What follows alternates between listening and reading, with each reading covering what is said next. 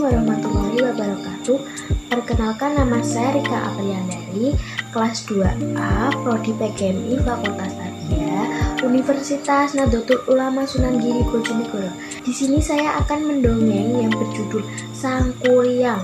Mohon disimak baik-baik videonya. Selamat menonton. Zaman dahulu, hiduplah anak bernama Sangkuriang yang lahir pada seorang putri raja yang bernama Dayang Sumbi dan seekor anjing bernama Tumang. Ia adalah titisan dewa. Mereka tinggal di hutan dengan cara hidup berburu.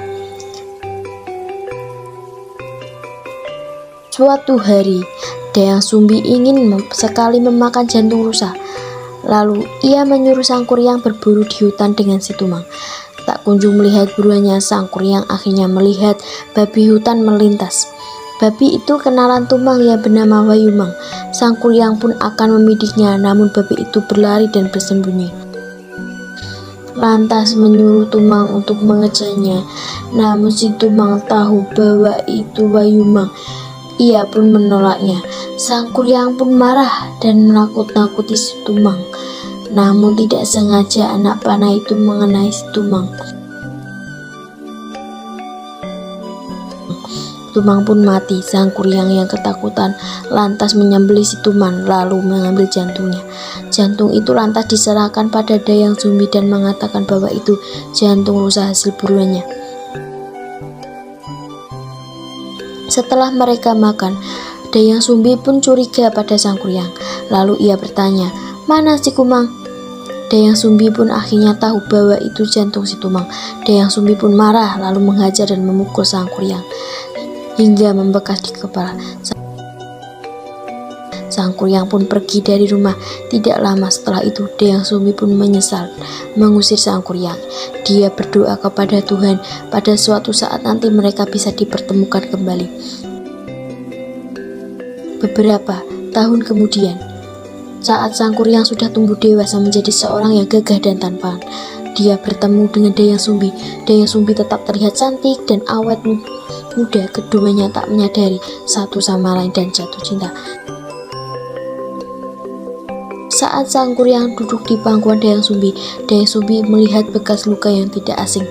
Sadar itu adalah Sangkuriang, Dayang Sumbi pun panik, berusaha menghindari terjadinya pernikahan di antara mereka. Dayang Sumbi pun memberi syarat yang mustahil dilakukan terhadap Sangkuriang, yaitu membuatkan danau lengkap dengan perahunya dalam waktu 1 malam. Ia pun menyetujuinya.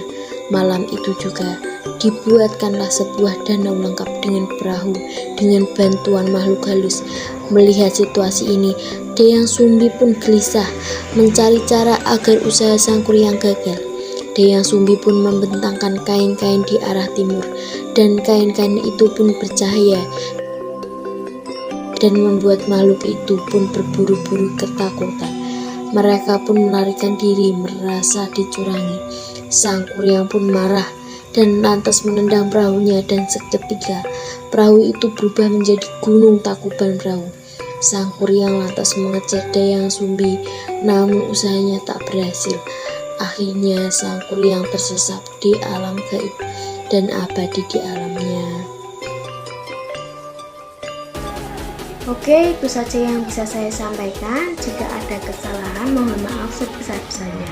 Jadi pesan moralnya adalah bersikaplah jujur, karena jujur akan membawamu dalam kebaikan dan kebahagiaan. Sekian dari saya. Wassalamualaikum warahmatullahi wabarakatuh.